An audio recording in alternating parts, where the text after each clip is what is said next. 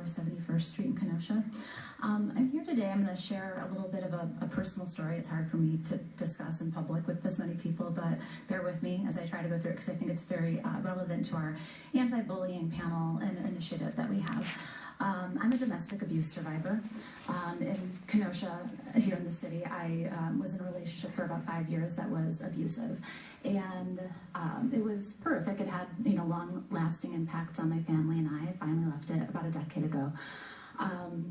And what was interesting about it was that, once I pieced together what had happened to me, we found out that my abuser had been a bully. He'd been known as a bully throughout his childhood, and his mother had been unable to stop it. His teachers had been unable to stop it.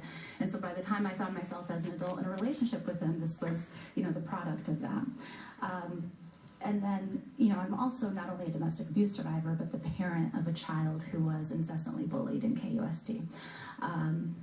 He's 17 now, he's well adjusted. I was very worried at the time. It was about a decade ago as well. It was before the anti-bullying initiative was established. And so there really wasn't much help. We tried to go through teachers, we tried to go through principals, and every avenue just seemed like a dead end. And so I worried about him very much. I knew that children who are bullied have a higher rate of suicide, have a higher rate of self-harm, of harmful behaviors to try to numb the pain that they carry. Luckily, he's 17, he's well adjusted. We made it through all of the challenges that we had. But I know that to this day, when he thinks back on what that was like for him in middle school and elementary school, his eyes well up with tears because he carries that pain with him still. So I am very, very concerned that we have somebody on our anti-bullying panel who carries a record of bullying himself and who also has a long record, including multiple charges of domestic violence.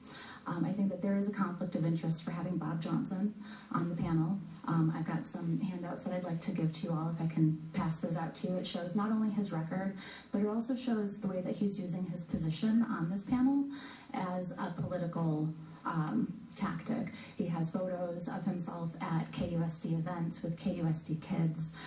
He has his campaign logo on those photos.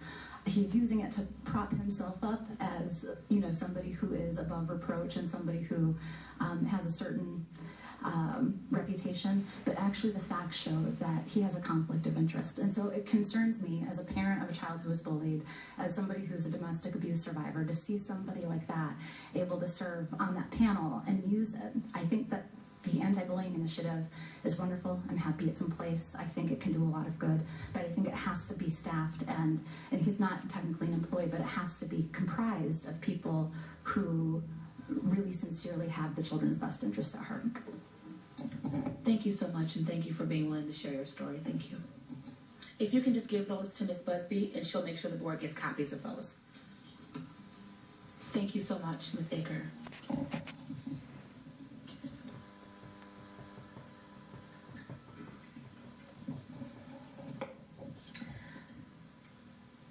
Mr. Kitt, still